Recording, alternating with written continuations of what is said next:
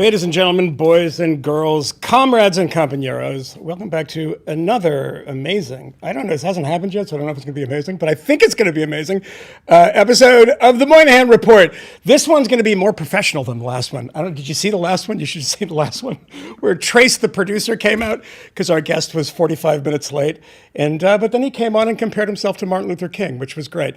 Going to be a little different today because we have a different type of journalist. A very accomplished journalist, and somebody, by the way, who I just found out was, and I have to ask him about this, was I think an assistant DA in Texas. Like, are these people designed to make me feel like shit about myself? like I've done nothing. But Seth Harp has done quite a bit. He is a contributing editor at Rolling Stone. You've seen him in Harper's. You've seen him in a million different places. And even close to where we're recording right now, I think he sold out a venue last night. He's like a rock star too, with our friends from TrueAnon. This is his new book, The Fort Bragg Cartel, the subtitle Drug Trafficking and Murder in the Special Forces. The first half of this book is it's mixed in, but it's a history of JSOC. We'll get into all of it. But Seth, thanks so much for being here. Thanks, Michael. It's great to be with you. All right, let me start with this. There's something in the book which I noticed quite a bit, and it's actually quite useful, is that when you have people who served in the military, who are either in the military now or were in the past 20 years, you have a kind of an AD and BC thing, where you say, well, he joined before 9/11, and he joined after 9/11, because that is telling in some ways. You yourself, which I didn't mention in the intro, are an Iraq War veteran. Which makes this book even more interesting. Tell us about your path to the military. You were in the reserves, but you end up in Iraq, and when were you there? Yeah, I joined the Army Reserve as a 19-year-old college student after 9/11. Probably should have known better than to join right before the Iraq War started or was about to start. However, it's kind of forgotten at this point in history, but not only was I a kind of a naive teenager, also no one really expected the Iraq War to last for years and years. So that is a way of saying that when I joined, I had no expectation of being sent to Iraq, a war that I had significant reservations about, even as an undergraduate at the University of Texas. However, I was deployed before I even got out of basic training to Iraq for a period of 528 days. And certainly that was formative of my opinions of the post-9/11 war and the post-9/11 war paradigm. Even before I got back to the United States, I was writing articles, editorials for my student paper, the Daily Texan, using my perspective as a soldier to try to tell people the reality behind the war and oppose the war and its continuation. It's funny that we all know, of course, about World War I and Wilfred Owen and all the great writers it produced. The Iraq War and the Afghanistan War has also produced a number of great writers and great writing about it. My friend Jake Siegel, who has actually produced a book of writing from people who served in both Iraq and Afghanistan. But it was right after 9/11. What was the motivation for you, if you had reservations already as an undergraduate about the Iraq War? Because we were talking about it almost immediately after 9/11, which seems absolutely insane now. But what was the motivation to join the military? Just to get money for college. My experience was not especially instructive or rational. I really wasn't thinking clearly, I guess. And I guess that is important to keep in mind when you're talking about enlisted soldiers and young people in the Army. They have never been the target of my anti-war advocacy. A lot of them, are very naive or may come from backgrounds where they don't have a lot of education around these things. And I certainly had much less back then. But yeah, like I said, I probably should have known better. Yeah. I mean, that service in Iraq, I'm sure, clearly motivates a lot of your reporting and this kind of subject of a lot of your reporting. You have written about your experiences in Iraq too, one with a very provocative title, When Your Brother Asked You If You'd Ever Killed Anyone When You Were Serving in Iraq. I mean, how do you think about your experiences in Iraq now, both as a journalist and just as a veteran, as somebody who's gone through that? To be honest, I really think more about the victims of the Iraq War who were Iraqi, the hundreds of thousands, or possibly more than 1 million people who were killed in Iraq. You mentioned veteran writers a moment ago. I Hmm. also agree that there have been many great writers to come out of the wars, and reporters, nonfiction writers especially. But I try not to buy into the trope of, centering the hurt feelings of veterans, and the sort of shoot and cry stereotype of a lot of war literature and a lot of war movies. I reject that as the lens through which, at least it's not the lens that I use in my work. Yeah, no, I mean it comes through in your work, and let's talk about this book. I mean, the Fort Bragg Cartel. This is this is a completely insane story that had me kind of going back 10 pages to be like, wait a second, did I just read that right? Because where we are 10 pages later is completely nuts. Talk about a little bit about how you came across this story, and basically, this is a story about special forces, about the Delta Force, about a town itself, Fayetteville, and just this kind of weird universe that these people inhabit. And it's precisely why you read books like this. It's not because, it's a murder mystery. It's because you want somebody to bring you into these worlds that you know absolutely nothing about. And halfway through this book, I was like, I'm still blown away by the fact that something like this exists, and the amount of criminality, and done with such impunity too. So what is, like, how did you get to this point to be writing specifically about these people and, what they did like after they served in Iraq and Afghanistan? Yeah, I'm glad you asked that question. A lot of the best murder mysteries are like that. It's a mystery about who committed a crime, but in the process of reading it, you learn a great deal about some world that you didn't know about before, or some historical epic that you didn't know about before. I'm thinking of Say Nothing by Patrick Radden Keefe, Yeah. which is a murder mystery at its core, but in the process of reading about who killed that woman, you will learn a great deal about the Troubles in Ireland. Yeah. In the case of my book, the murder mystery is who killed Timothy Dumas and Billy Levine on Fort Bragg in December of 2020.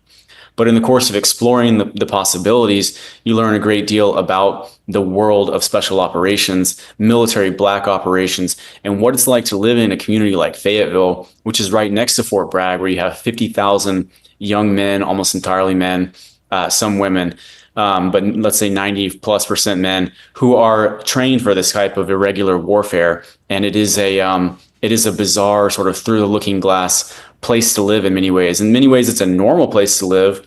But at the same time, you may be at the grocery store and the guy right next to you, has personally killed 100 people. Or, you may be going to some party downtown and it's a bunch of, coked up special operators. So there's just a whole, sort of through the looking glass world that you can explore there, which I try to do in the book. I mean, if somebody says there's a party downtown and there's a bunch of coked up people, I'm like, oh, that sounds fun. If you say special operators, I'm like, I don't know. Maybe I'll skip this one. But talk a little bit about the kind of premise of the book. I mean, I have a bunch of journalistic questions too, because it's fascinating of talking to these people. And, when you have so many of these people who are sources, and the wives, and I mean, the families of them, many of whom you talk to, and they're kind of motivated reasons to talk to you.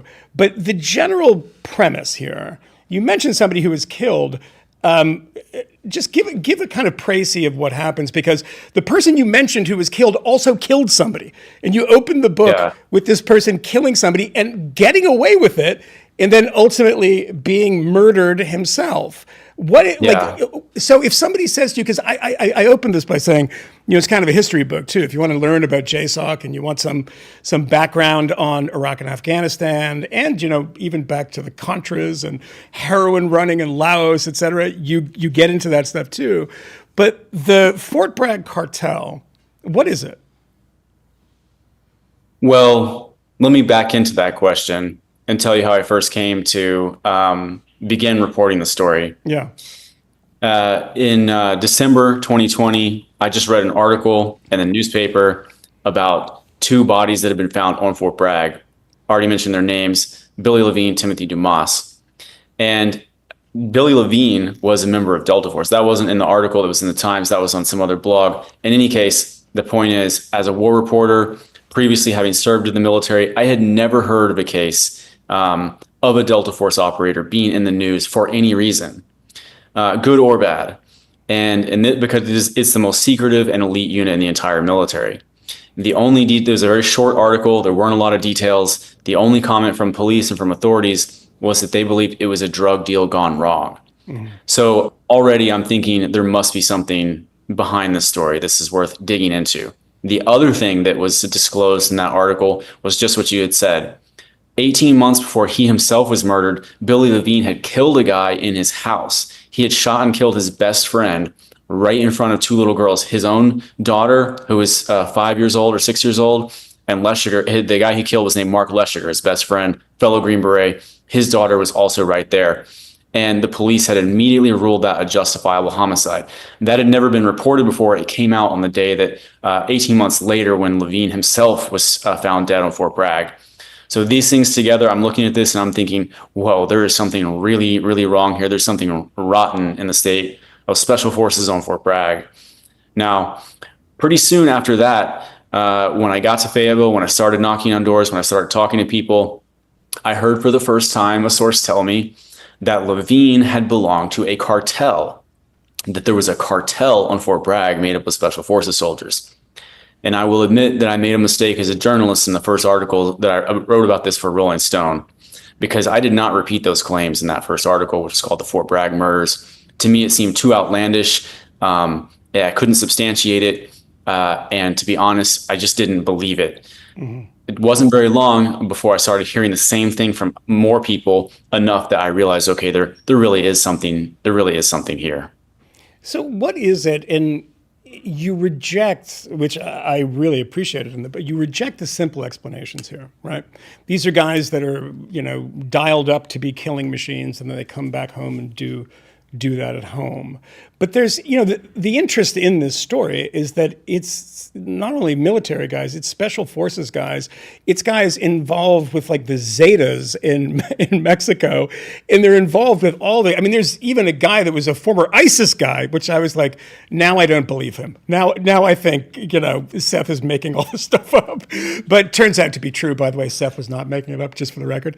But what is it about the special forces that, it's not a monocausal thing. There was a very good, very positive review of your book in my publication that I once wrote for Reason Magazine, which had a great kind of kicker on it. Was like, there's a lot of people that go to war that don't end up as cartel members. They don't end up killing their best friend. They don't end up complete junkies and, a string of bodies domestically behind them.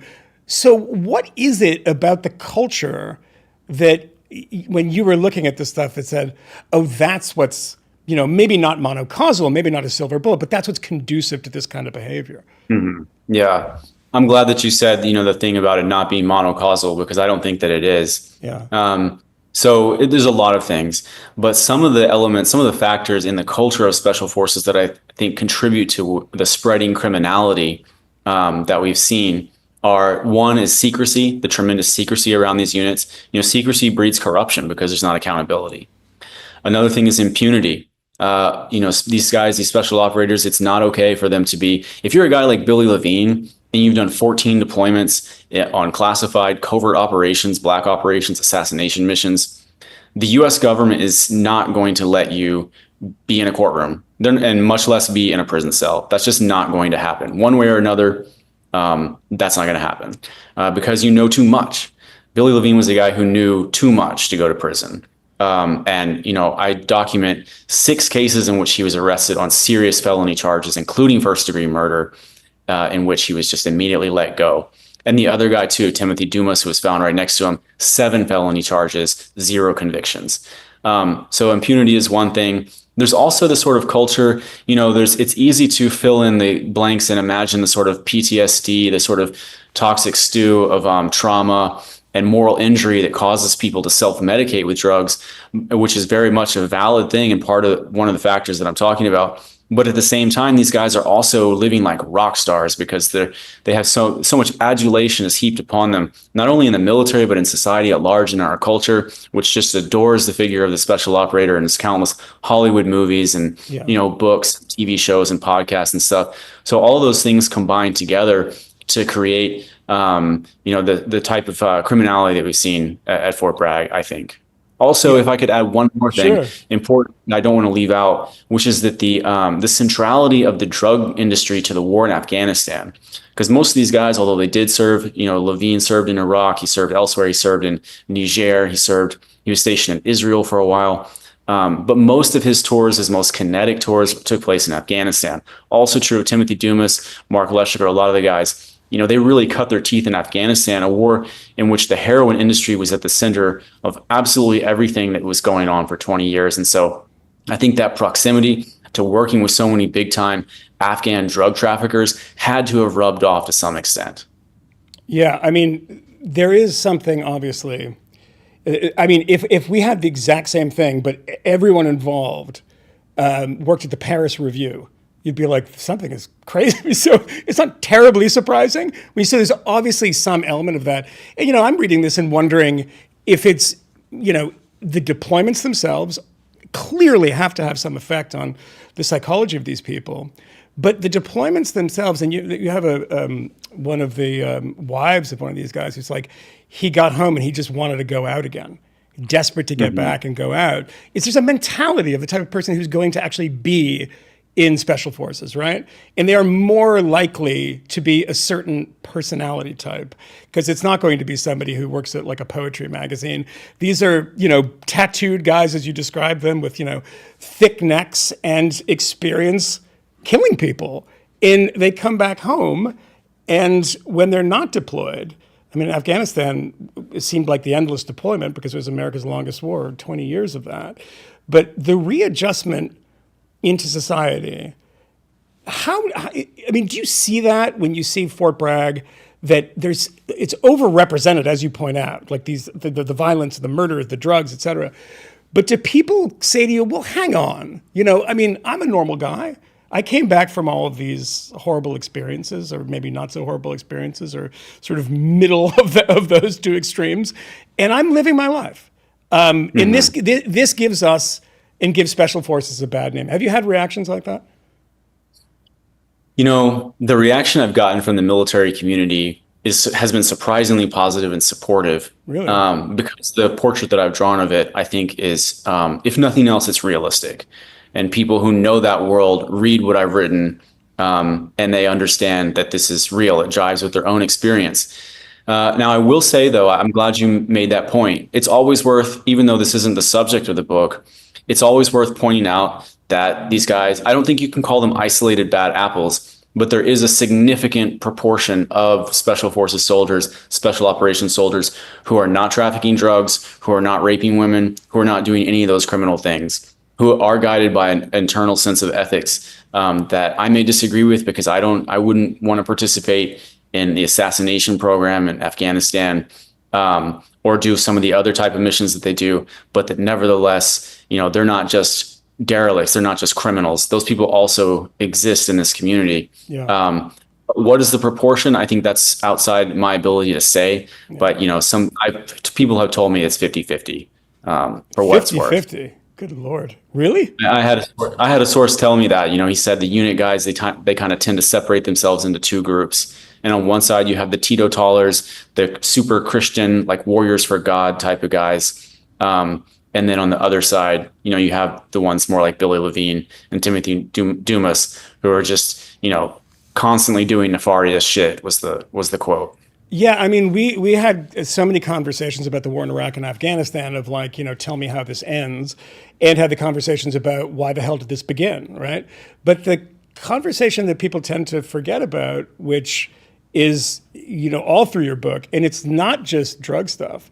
I mean, you talk about the amount of money people stole coming home and buying, Ford F-150s in cash, is that when you're abroad in a kinetic war, it is lawless in every way. I mean, the people at My Lai were not people that you expected to go and kill children and things happen, it changes people, but the lack of kind of guardrails and the fact that people are stealing pallets of money and bringing it home and saying and shrugging and then committing crimes at home and getting off is that is the other kind of rottenness about these two major wars in the war on terror, is just the thievery and the criminality outside of the stuff that happens in Fallujah or Abu Ghraib or something.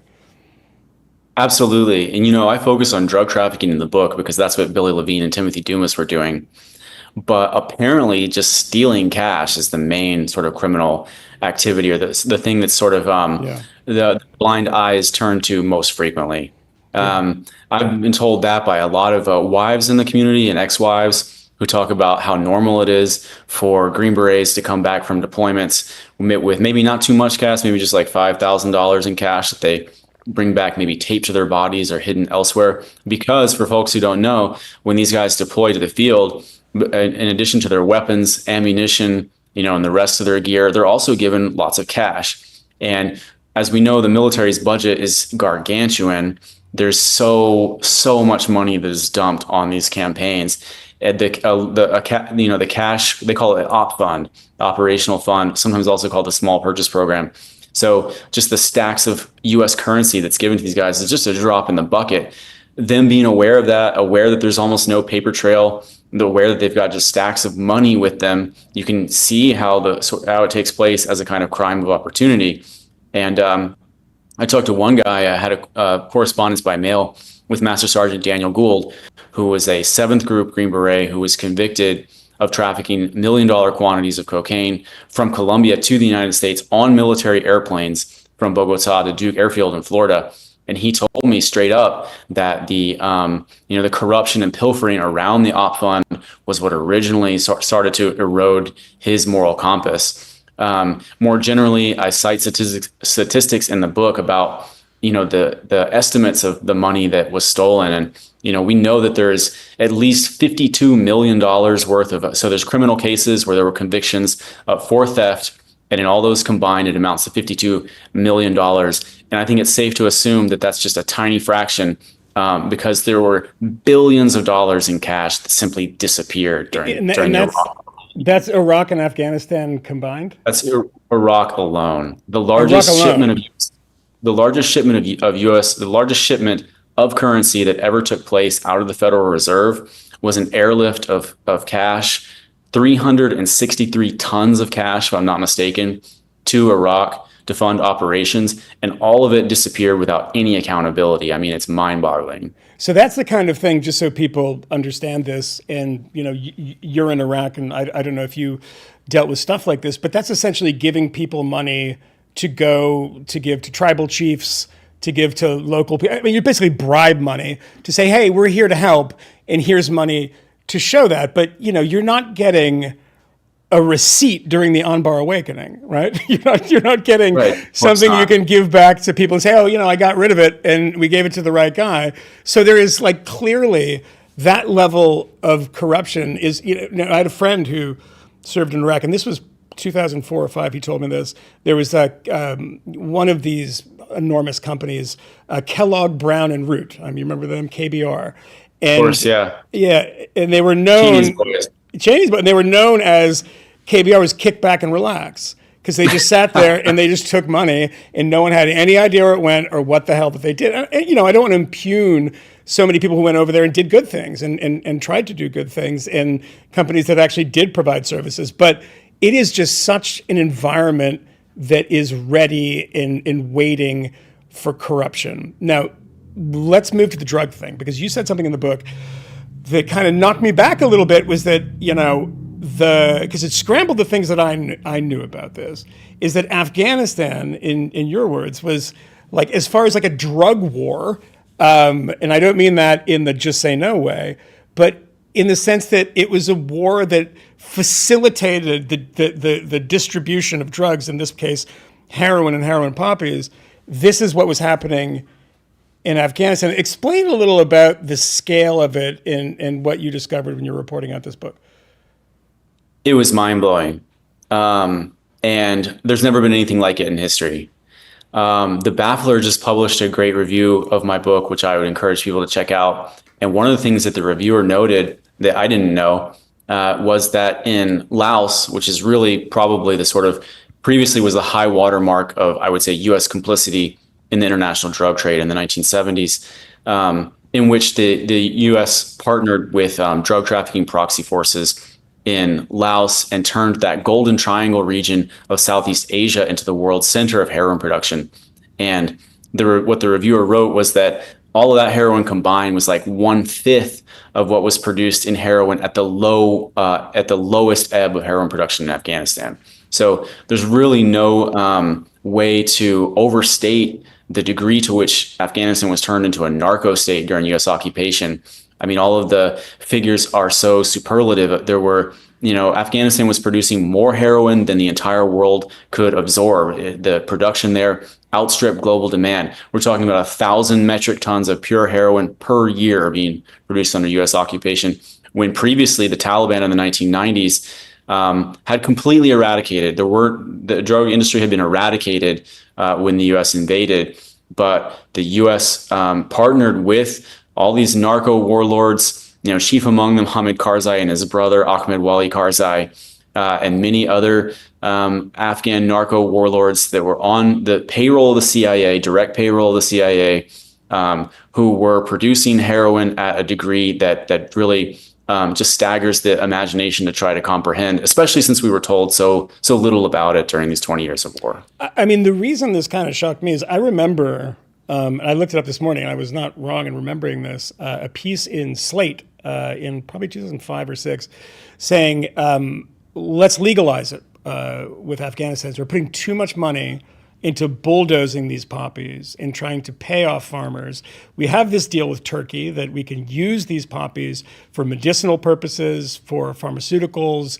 Let's kind of legalize it in the sense because the other thing wasn't working.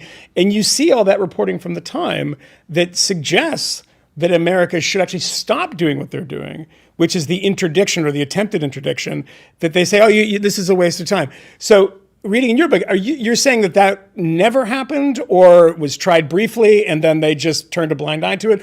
Or that Hamid Karzai, who and his brother, it wasn't the brother that owned the restaurant in Baltimore, was it? Hamid Karzai's brother literally owned a restaurant in Baltimore, Afghan restaurant. But I don't know if it was the regime that was set up by the American government that was itself turning a blind eye to that. So was that actually ever happening if the U.S. was actually trying to stop the production of heroin and poppies in Afghanistan? Well, I haven't read that Slate article, but with respect, it sounds uninformed. Primarily because the Afghan client state that was set up by the U.S. that was installed in 2001 did legalize heroin production, poppy cultivation, I should say. In fact, that was one of their first official acts, was to legalize it. So it was legalized. Mm-hmm. Secondly, the interdiction efforts, the eradication efforts, as the Special Inspector General for Afghan Reconstruction, or SIGAR, reported in a retrospective that was published in 2018, the counter-narcotics effort were always underfunded, and basically very little effort went into them at all. They were pawned off on British forces. So the Americans didn't do any counter-narcotics. They had the British do them, and the Karzai government openly worked to thwart them. And pretty soon, it was just the whole effort was under President Obama. The effort, as underfunded and half-hearted as it was completely abandoned. Now, that article that you're talking about, that philosophy that the author is expressing, that sort of idea that we should just, hey, look, although it might be somewhat distasteful, this is a major industry in Afghanistan. We're trying to, bring prosperity to this country. I think that was the implicit attitude of American officials. I think a lot of them did believe that. A lot of them are sort of free market ideologues, and they actually believe that this is going to be a good thing for Afghanistan. And it was like implicit U.S. policy to allow this to go on, not so much because there was some nefarious dark alliance conspiracy to flood the entire world with heroin, but because they really thought that it was a way to create jobs in Afghanistan, which to me is just massively wrongheaded, especially when you look at the effects of the wartime narcotics bonanza on the whole world. Flooding the world with heroin in this way had incredibly deleterious effects on so many different countries all over the world. from Russia to Iran to Pakistan to all of Europe, of course, Australia and the United States as well.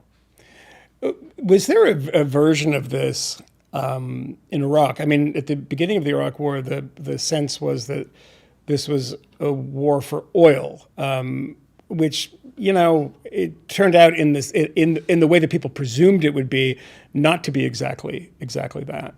But as far as the kind of criminality, I mean, there's no drug connection with Iraq, but there is obviously people making an enormous amount of money. There's obviously a criminal element. The regime in Iraq was very wobbly for many years, and still is, in fact.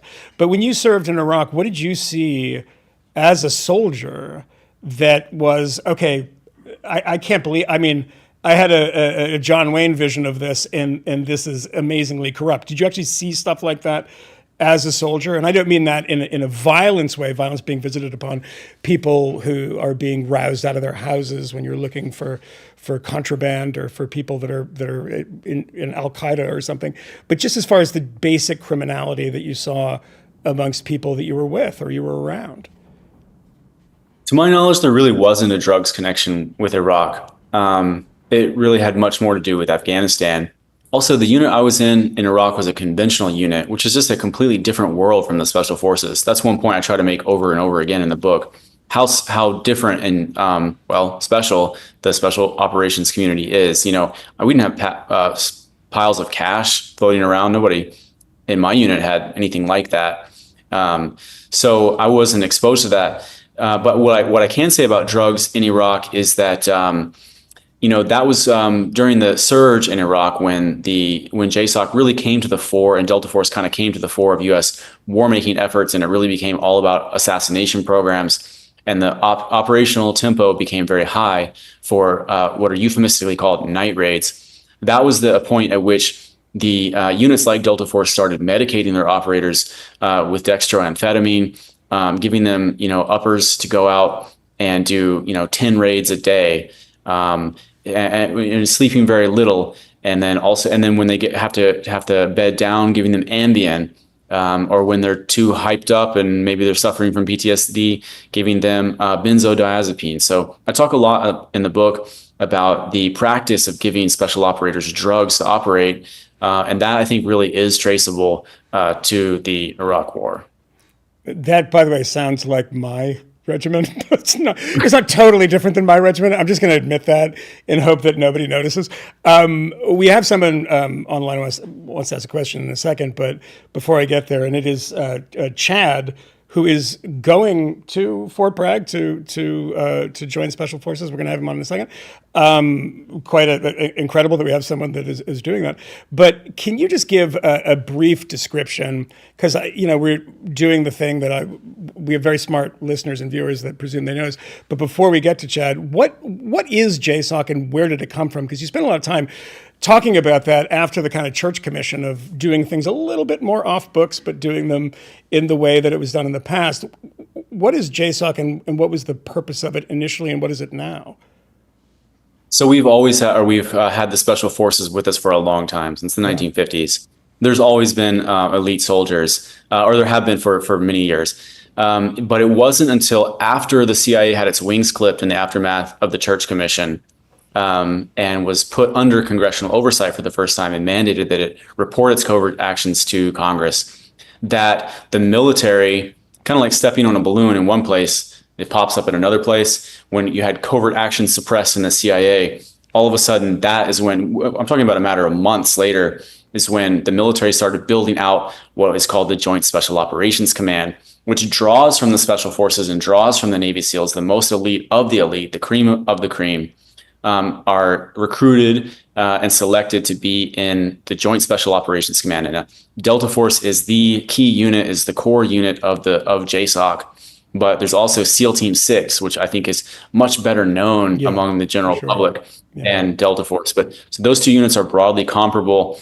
Really, Delta Force is in a more, I think, preeminent position, and is also a lot better about keeping a lid on its operations. I mean, Delta guys don't write books. They don't go on TV. And until my book, there really had never been anything written about this unit. But to continue answering your question, JSOC comes out of this period in the 1980s.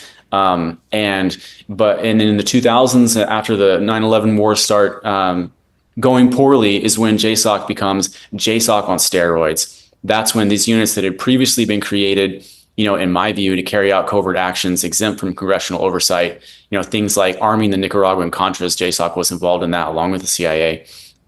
Really, they become the sort of forefront of American war-making operations, in particular assassination operations. And around 2007, 2008, the war in Iraq, the strategy shifted very much towards assassinations and just trying to just go out and kill all of the ranks of the insurgency at night using plainclothes troops, doing these targeted killings. And that continued all through the war in Afghanistan and created this military command, this military within the military that's based at Fort Bragg, and that I think has a lot more power and influence than the CIA does, but remains far less well known to the general public. Is there, I mean, I know you're critical of, some of the specific operations and some of the history of it. Do you think that there's a utility to it, though? I mean, there's obviously a reason that units like this exist. I mean, there's abuse of it. You mentioned Operation Phoenix in the Vietnam War. People can go read about that. But the Contra War in Nicaragua. But do you think that this is a type of thing that should be limited entirely, or do you think there's a utility in having an elite unit that can, in plain clothes or go behind enemy lines and do things that need to be done? Well, in theory, no, I wouldn't have an objection to having those capabilities. However, I have very different foreign policy views than what prevails in the U.S. government. I think that we should not be involved in any of the foreign war zones that we're currently involved in and have been involved in for years. I don't think those have anything to do with our country. I think the threat of terrorism is egregiously exaggerated and has been for a long time. Other threats that are propped up as reasons for continuously investing in these war-making capacities, such as the supposed threat of Russia and China, I think are bogus. And I believe that our 800 odd military bases all over the world should be wound down, and that we should have a military that is based in the United States. Our continent that our country is located on is an impregnable fortress. It has an ocean on both sides of it. No one is going to try to invade us. We're not in danger, and we could have a military. I think we should have a disciplined and trained and effective and powerful military here in the United States that could include things like covert capacities and special operations abilities to do things like hostage rescue and other complex missions where failure is not really an option, but they should not be used in the way that they're currently being used at all. Well, Seth, we have another show that we have to do when we just argue about that stuff, because I'm not William Crystal, but I'm somewhere in the middle between. Let's go to Chad and see Chad, who says he's Chad. Are you in Fayetteville? So currently, I am just home. I still have to go through training, basic training. Infantry training before I get to Fort Bragg, but I have the contract and I'm heading that way. Why did you decide to do this? What was the motivation for you? Well, I've always kind of wanted, like when I was younger, like 18, I wanted to do Navy SEALs and everything, and for the most recent, going back into it, I wanted to do chaplain's assistant.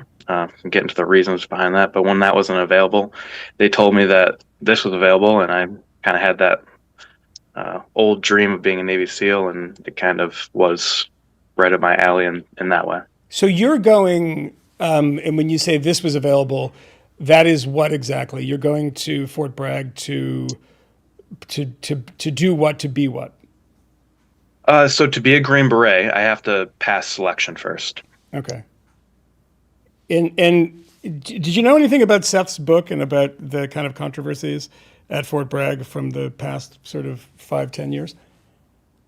I heard about some murder at Fort Bragg in a Netflix documentary like years ago, but no, I just found out about Seth literally an hour ago. He popped up on my YouTube feed. I watched him, and I jumped on this, and Oh, great. Look at that on the YouTube feed, and you came here. The algorithm wins again. But so, like, you hear him talking about this, and if you have a question for him, please shoot. But you hear him talking about this stuff in somebody who's both skeptical of American foreign policy and skeptical of, the way things operate at Fort Bragg and how some of these units are incredibly secretive and kind of cult-like in a way that when you're reading the book, you sound some of these things that you're like, oh, this is to be in this universe is to be separate from everything else. Does that stuff give you pause in any way, or are you still just, I'm going to go see what happens?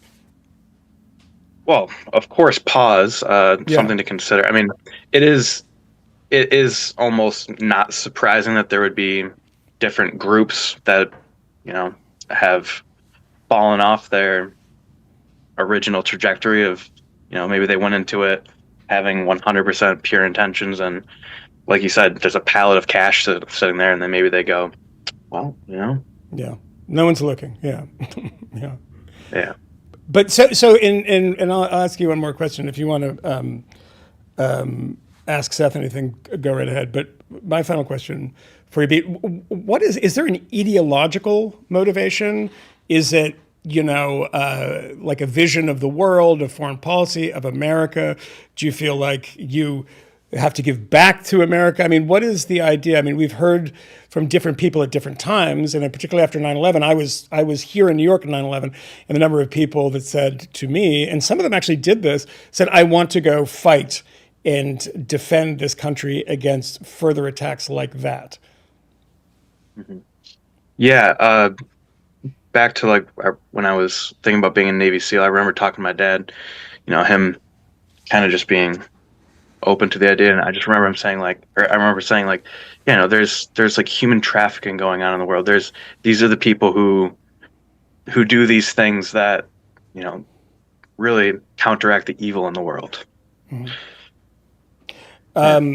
Seth, let me ask you a question. You hear this from Chad, and you from being a war reporter, so being a veteran yourself, from your own kind of political outlook. When you hear somebody that has a vision of a career in the military that says, look, I want to help people, and there's bad and evil stuff in the world, and I want to be part of the solution to that. I mean, that's a great motivation on paper, right? I mean, what do you say to somebody who wants to join Special Forces, Green Berets, whatever, for those reasons? Well, this Chad, he seems like a really upstanding young man with good intentions. I certainly wouldn't discourage him from following his dreams if it's to join the Green Berets. That's not what I'm here to do or say. I think that the important thing would be to try to maintain those good intentions, come what may. It sounds like, if I'm not mistaken, Chad is what's called an 11 X-ray recruit. He hasn't been in the military yet. Is that right, Chad? Yeah. 18 X-ray. Sorry, what is it? 18 X-ray. 18 X-ray, excuse me. So he's being recruited directly into the Special Forces from the civilian world. So he has a long way to go. He has a long path in front of him. He's going to be in basic training for probably a year or so, and then the Special Forces course is maybe 2 years. I'm not exactly sure the timeline, but the point is that's all going to be challenging. That's going to test him. It's going to test his physical fitness. It's going to test his his mental strength, and also somewhere down the line it may test his ethical compass. And I just hope and pray for him and anyone else who's in that same position, that come what may, when he's confronted with temptations, when he's confronted with somebody who might tell him, hey man, I want you to take a key bump of cocaine because I need to know that you're not a narc or something like that, that he'll have the presence of mind to remember where he comes from and what his original intentions were, and to not let himself go astray and fall in with some of the bad apples that are in that community. Chad, I have to say, even if Seth and I disagree on foreign policy, very sound advice. Good luck. Good luck to you, man. But if you look back, read about My Lai, and we all know Lieutenant Callie's name because he was one of the exceptionally bad apples. But there are a number of players in that story and the killing of civilians and babies and children. And it's a horrifying story. And it's a terrible blemish on America's record. But there are a number of people there whose names aren't known, who did actually stand up and stop the killing and then go and talk to people in the media, including Seymour Hersh, and tell that story. So you can do it and keep your moral compass. And I think Seth is right about that. So best of luck to you, Chad. Thanks for calling in. Thank you very much. We have Gina. Is that right? Gina? Is Gina there? Let's grab Gina. I'm going to see if is Gina joining the Special Forces? Gina, are you joining the Special Forces? No. You have to, in the Special Forces, you have to unmute. That's the first thing you have to do to join Special Forces. Do we have her? She's muted. Should I just pretend I know what Gina's talking about? I can just ask. Do you want to sort that, and I can talk to Seth here? Oh, it's a terrible problem here with the audio. Anyway, let's go ahead, Seth. We'll fix that. Go ahead, Seth. Talking to Chad makes me think about Billy Levine, the sort of main character of my book. I don't think this is going to happen to Chad. He seems like a fellow with a very good head on his shoulders. But I will say that Billy Levine wasn't a bad guy either, not when he joined. He was a very, he came from a working class family. He joined mainly to get laser eye surgery. And he was not a one-dimensional person either. By all accounts, this is a very macho world. There's a lot of aggro dudes. And Levine wasn't like that, actually. He was more introspective. He was very friendly, very polite, nice guy by all accounts. And he actually had sort of a crisis of conscience while serving in Iraq and Afghanistan before his drug use really got out of control. And he came to believe, as a result of his experiences, that actually the war in Afghanistan and the other things that Delta Force was doing were not morally justified. And before he killed Mark Leshiker, before he started trafficking drugs with Los Zetas, before any of that happened, before he himself was murdered, he had what originally precipitated his downward spiral was coming to the conclusion that all of his service had been in vain and that the things that he was doing were wrong. So through no fault of his own, because of the world that he was drawn into and because of decisions that were made by political actors far, far above his pay grade, he was thrown into this world of immorality and degradation and violence. And, I don't want that. I don't want to see that happen to anybody. But the danger is there, and it's not always it's not always something that you yourself can control. Yeah, I think that's a good point, and one that is often forgotten about. And people presume that people's opinions, their moral opinions, are static, and they don't move, they don't grow, they don't shrink. And all we have to think about is Pat Tillman, the professional football player for the St. Louis Cardinals, he was a Phoenix Cardinals at the time, who joined the military. And I mean, is there anyone who is a better recruiting poster for them? He had, a lantern jaw. He looked like he was carved out of marble.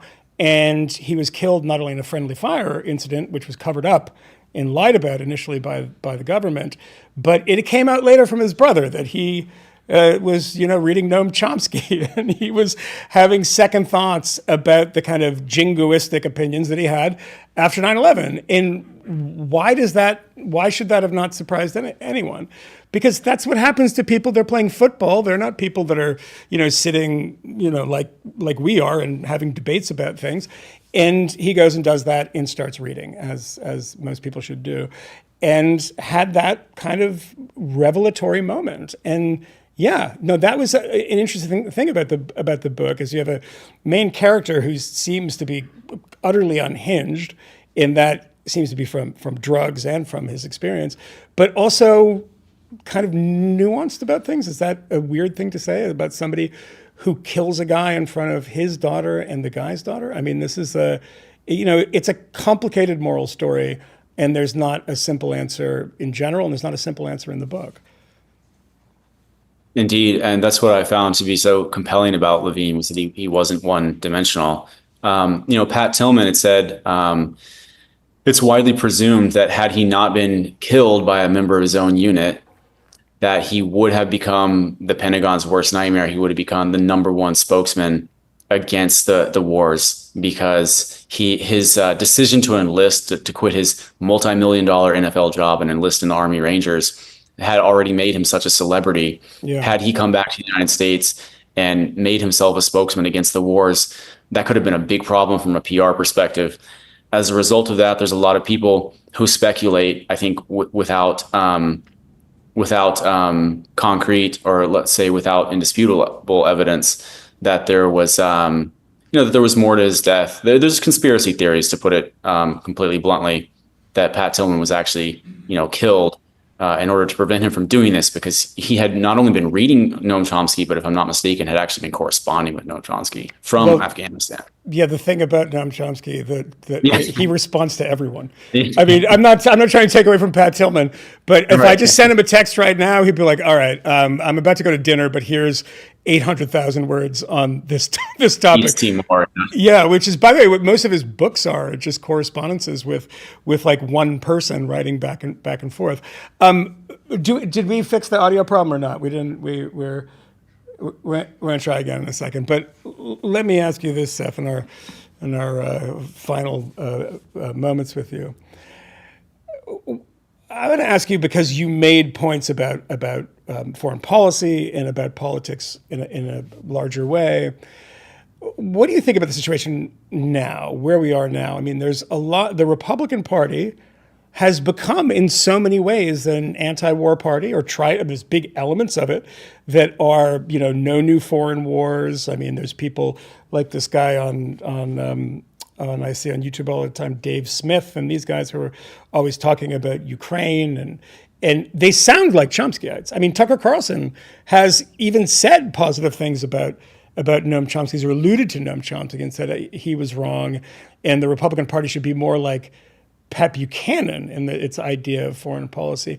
So, I mean, in a way, if that's your view, not the Republican view, but a kind of smaller American foreign policy, wind down the bases, wind down the wars. I mean, in a way, do you feel that your side is winning, in the sense that that is the dominant feeling amongst so many people in the MAGA coalition? And, it should be, one would assume it's the same in the Democratic Party, although I'm not so sure about that. Yes, it's true what you say. Actually, I was just talking to Tucker Carlson not too long ago. He was praising Noam Chomsky 2 days ago in conversation with him, which was surprising to me. Mm-hmm. And I think that you're correct in stating that, there's large swaths of the Republican Party electorate that are isolationists. That's been a dirty word for years, and I don't think it should be. And that's the reality on the right, and it's also the reality on the left.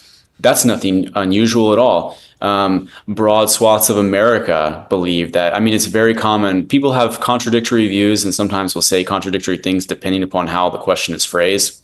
But I think there is widespread buy-in for the idea that we should invest the money that we have, the wealth that we have in this country, into this country, and not be pouring it all into foreign wars. But I don't feel like my side is winning at all, because even though I think that's the majority view in the United States, it's not reflected in the political. Reflected in the political reality at all, and that is a testament to the absence of real democracy in this country. The fact that these wars are allowed to continue so long, even though there is not widespread public support for them. Yeah, I think we're probably in an anti, even from the government, boots on the ground era in American history. But, the bombing of the Iranian nuclear facilities happened, funding the Ukrainians. And I'm not saying I disagree with those things necessarily, but we have Gina now. We fixed her audio, apparently. Gina, how's it going? Did we fix it? We didn't fix her audio. You're absolutely, you got to be kidding me. Is Gina screwing with us? Is Gina a member of a cartel? Gina, shake your head if you're in the Zetas, because no, we don't have that. We don't have that. Okay. All right. Well, send us a text and then I'll read it on the air. And I'll devote the entire show to you because we've screwed this up twice. All right. Well, thanks, Gina. I'm really, really sorry, but tech is what it is. The rest of you out there, the book is The Fort Bragg Cartel, Drug Trafficking and Murder in the Special Forces by Seth Harp. Seth is, you can find his stuff over at Rolling Stone, but go buy the book. I mean, I would love to hear from you when sometimes we do these, open swims where people come in and they talk about whatever they want. Come in and talk about this book. I was fascinated by certain elements of it. I disagree with some stuff, agreed heartily with other stuff. And it was just great to have Seth here and give us an idea of the book and the reporting behind it. Seth, thanks so much. Thank you so much for having me. It was a pleasure, and let's do it again sometime. Next time I'll come in the studio. Happily. Yeah, you're supposed to be here. You're coming next time. All right. Thank you, Seth. And for the rest of you, you know where to find us. Seth is going to know where to find us next time, too. We're going to send him a car. But you can find us on YouTube at The Moynihan Report, where you're going to go over and subscribe and like and watch all this stuff and drive up the numbers and do whatever you do. But go do that, and thank you for watching. We'll be back on Tuesday and Thursday again next week with 2 more amazing shows. See you then.